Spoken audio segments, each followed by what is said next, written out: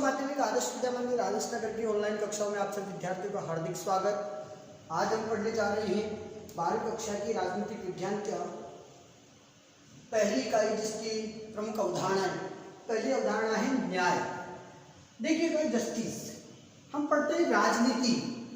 राजतंत्र में भी न्याय की अवधारणा महत्वपूर्ण रही है। चाहे वो प्रजातंत्र आया हो, लोकतंत्र आया हो, वहां भी महत्वपूर्ण विषय यदि रहा वो न्याय का रहा है, क्योंकि राजा को भी न्यायाधीश या न्याय की उपाधि दी जाती थी। और प्रजातंत्र में भी एक स्वतंत्र रूप से न्याय को महत्व दिया। तो इस अवधारणाओं में न्याय की अवधारणा क्या क्या रही है, न्याय किसे कहेंगे, इसके विषय में हमारी पहली इकाई में हम अध्ययन करने जा रहे हैं, जिसका नाम है प्रमुख अवधारणाएं न्याय। It means justice. न्याय की अवधारणाओं का यदि हम देखते हैं, कॉन्सेप्ट ऑफ जस्टिस के बारे में जब हम पढ़ते हैं तो न्याय क्या है, जस्टिस क्या है। देखिए कि न्याय की संकल्पना प्राचीन काल से ही राजनीतिक विज्ञान में राजनीतिक चिंतन का महत्वपूर्ण विषय रही है। पश्चिमी परंपरा के अंतर्गत न्याय के स्वरूप की व्याख्या करने, यदि आप पश्चिम की परंपराओं को देखते हैं, विदेशों की परंपराओं को देखते हैं, तो वहां भी न्याय की जो परंपरा रही है वो मूल रूप से नहीं है कि न्यायपरायण व्यक्ति अर्थात जो अच्छे चरित्र वाला मनुष्य होगा, सदचरित्र मनुष्य के गुणों पर विचार किया जाता था। उनमें जो सद्गुण की तलाश थी, उस सद्गुण की तलाश की जाती थी और व्यक्ति को न्याय के प्रवक्त करते थे, व्यक्ति को न्याय की ओर उन्मुख किया करते थे। भारतीय परंपरा में मनुष्य के धर्म जो है उसको प्रमुखता दी गई। धर्म का काम था न्याय की अवधारणा देना। भाई ये अच्छा है, ये बुरा है, ऐसा करना चाहिए, ऐसा नहीं करना चाहिए। ये भारतीय धर्म में धर्म को महत्व दिया गया। इन दोनों ही मान्यताओं में मनुष्य के कर्तव्य पालन पर बल दिया। प्रत्येक मनुष्य द्वारा अपना निर्दिष्ट कार्य करने, जो भी दिखाया गया काम है उसको करने एवं दूसरे कार्यों के हस्तक्षेप न करना ही न्याय है। न्याय क्या है कि व्यक्ति को जो काम दिया है उसको अपना काम करना है और दूसरे के काम में कोई हस्तक्षेप नहीं करना। न्याय प्रत्यय की व्याख्या अलग अलग विचारकों ने अलग अलग तरीके से की है। अब कौन कौन से विचारकों ने किस किस तरीके से अपने ढंग से कैसे न्याय को बताया, तो देखिएगा, यदि हम पाश्चात्य पश्चिमी देशों के जो विद्वान रहे हैं, प्लेटो, अरस्तु, उन्होंने कैसी विचारधारा दी। राजनीतिक चिंतन में न्याय के अर्थ को स्पष्ट करने का सर्वप्रथम यदि किसी ने प्रयास किया तो वो थे यूनानी दार्शनिक, राजनीतिक चिंतक या विचारक, जिन्हें नाम दिया गया प्लेटो। ये प्लेटो जो थे यही पहले विचारक थे जिन्होंने न्याय का कॉन्सेप्ट जो है सबके सामने रखा।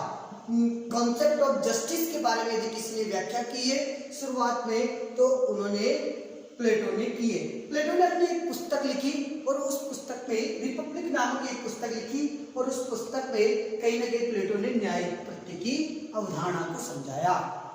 आप देखिएगा कि सर्वप्रथम प्रयास यूनानी दार्शनिक एवं राजनीतिक विचारक प्लेटो ने किया। प्लेटो ने अपने दर्शन में न्याय प्रत्यय को मनुष्य का आत्मीय गुण माना। तो प्रश्न यहां से आता है, आपके प्रश्न पूछा जाता है कि न्याय प्रत्यय को मनुष्य का आत्मिक गुण किसने माना। देखिएगा कि न्याय जो प्रत्यय है उस न्याय प्रत्यय को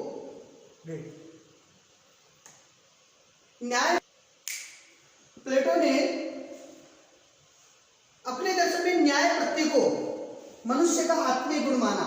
अर्थात प्लेटो सबसे पहले न्याय को मनुष्य का आत्मीय गुण मानते हैं कि न्याय क्या है, मनुष्य की आत्मा में निवास करने वाला एक गुण है, ऐसा प्लेटो कहते हैं। तो प्रश्न आता है कि मनुष्य का आत्मीय गुण न्याय को किसने माना है, तो प्रश्न का उत्तर मिलता है कि प्लेटो ने न्याय प्रत्यय को मनुष्य की आत्मा का गुण माना।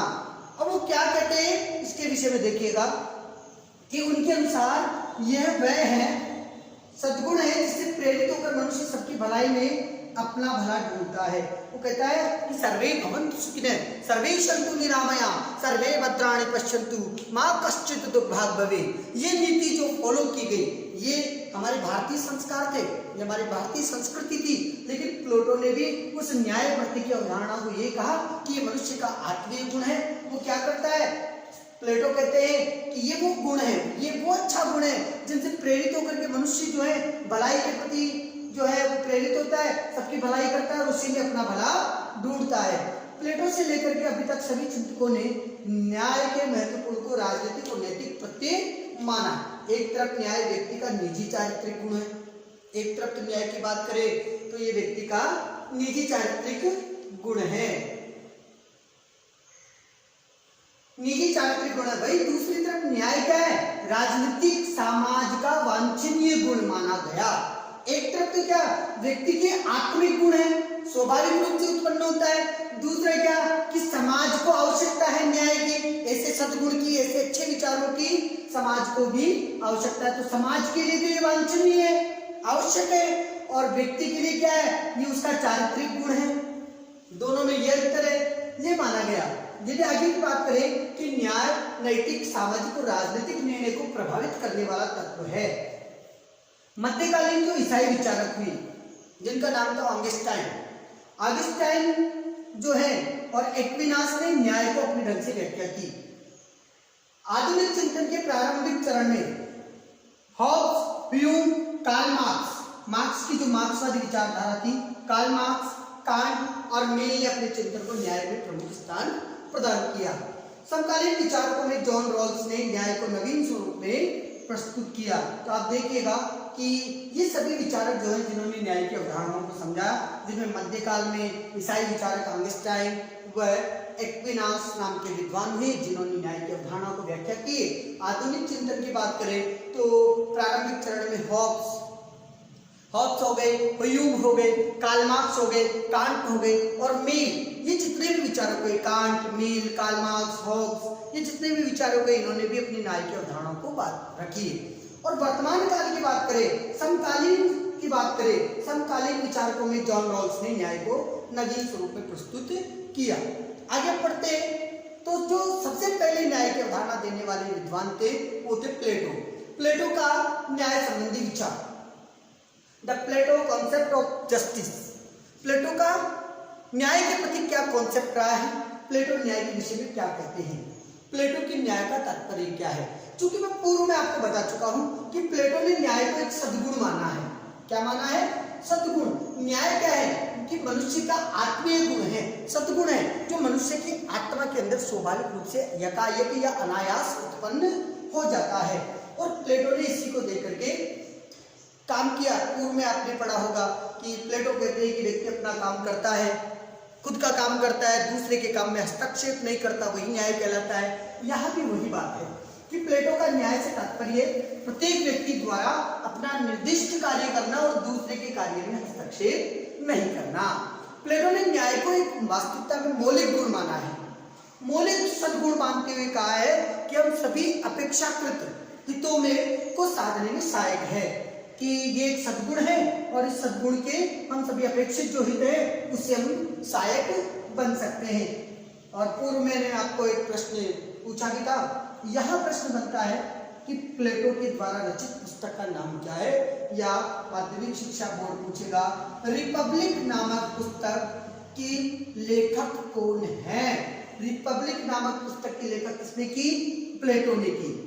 ध्यान रखिएगा विद्यार्थियों, रिपब्लिक नामक पुस्तक के रचनाकार रहे हैं प्लेटो। रिपब्लिक, तो प्लेटो ने अपनी रिपब्लिक नामक पुस्तक में न्याय को समझाने के लिए पुस्तक सेकंड, थर्ड और फोर्थ में काफी रोचक विश्लेषण किए हैं। वह सबसे पहले सामाजिक और राजनीतिक न्याय की धारणा को व्यक्तिगत न्याय से पृथक करने की चेष्टा करता है। यदि सबसे पहले की बात करें तो प्लेटो जो है उन्होंने कहा कि आप सामाजिक और राजनीतिक जो न्याय है, जो समाज पर न्याय वांछनीय है, और जो राजनीतिक न्याय है उसकी जो धारणाएं है, उसकी जो सोच है, उसके जो थॉट्स है, उसके जो विचार है, वो व्यक्तिगत न्याय से अलग कीजिए। आप व्यक्तिगत न्याय के साथ राजनीतिक और सामाजिक न्याय को नहीं रख सकते। ये पहला बिंदु है जहां प्लेटो ने न्याय के कॉन्सेप्ट में विषय में दिया। आप देखिएगा कि प्लेटो के कॉन्सेप्ट ऑफ जस्टिस में क्या क्या उन्होंने कहा है। तो पहला बिंदु यही है कि प्लेटो कहते हैं कि सामाजिक और राजनीतिक जो न्याय है उस सामाजिक राजनीतिक न्याय की धारणाओं को व्यक्तिगत न्याय से अलग रखना चाहिए। व्यक्तिगत न्याय मतलब क्या होता है कि व्यक्ति जो है अपने स्वयं के कार्य करता है, दूसरे के काम में हस्तक्षेप नहीं करता। जबकि राजनीतिक और सामाजिक न्याय में क्या होता है कि वो दूसरे के काम का अवलोकन करता है, गलत होने पर उन्हें टोक सकता है, कह सकता है।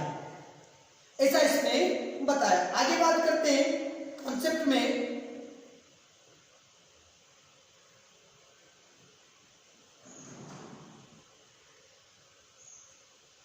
देखिए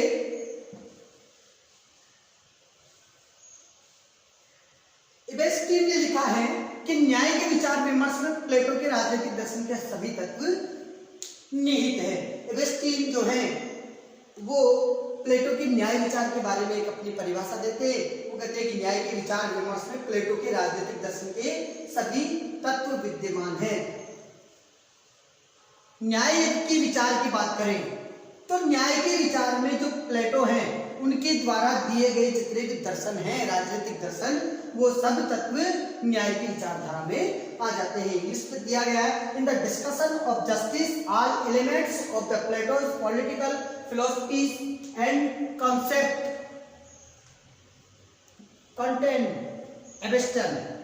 तो एबेस्टन ने इसकी परिभाषा दी।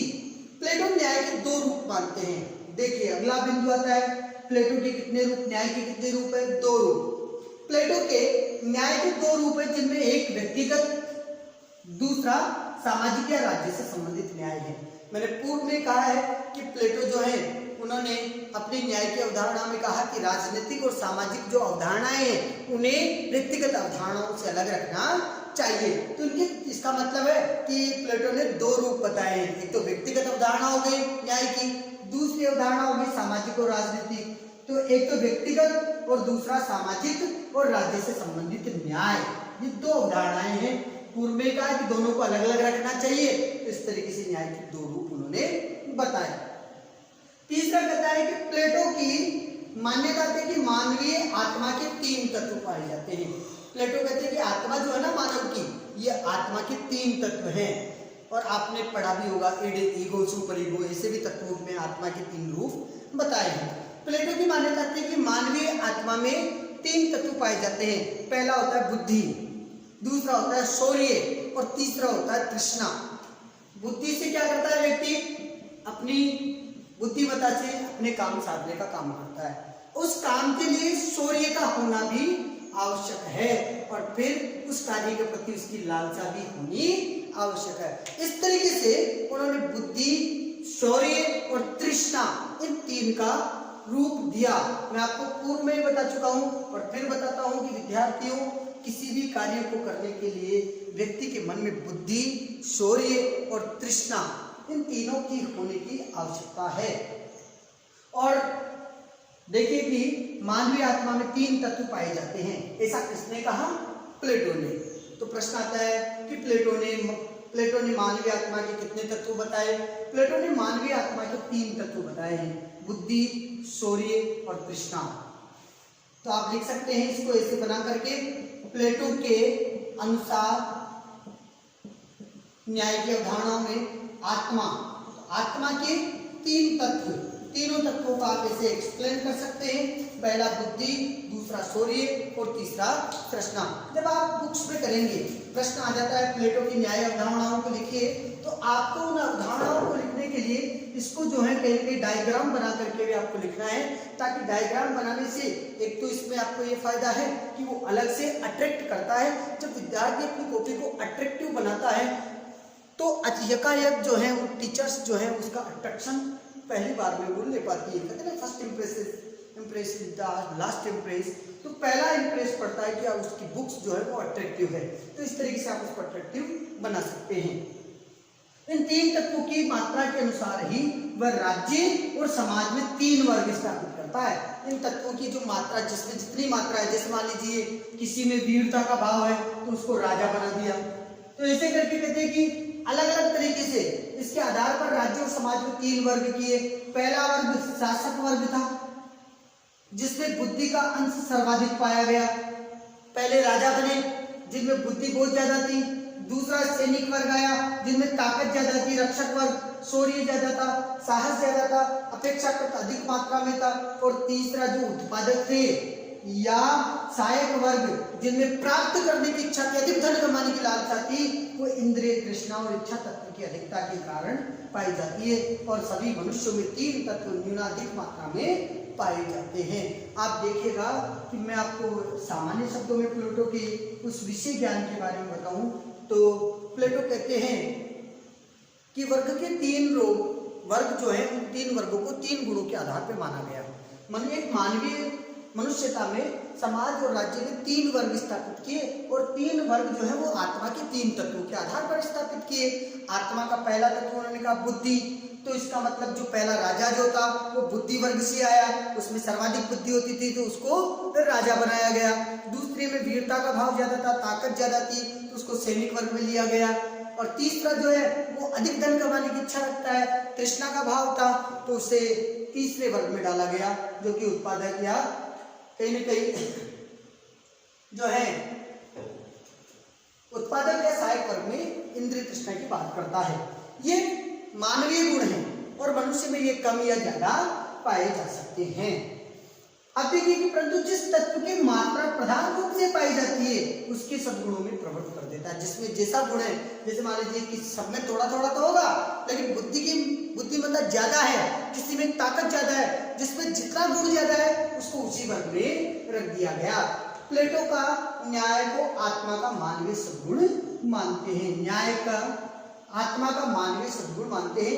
प्लेटो के अनुसार आत्मा में निहित न्याय का विचार वास्तव में राज्य में निहित न्याय का ही सादृश्य है। जिस प्रकार व्यक्ति की आत्मा में विद्यमान न्याय व्यक्ति के विभिन्न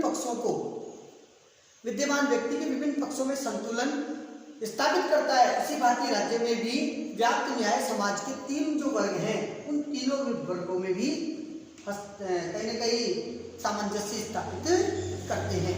इस प्रकार आज हमने प्लेटो की न्याय की अवधारणाओं को पढ़ा है। प्लेटो के इस न्याय के सिद्धांत को हम जो है बाकी का अगली कक्षा में पढ़ेंगे। धन्यवाद।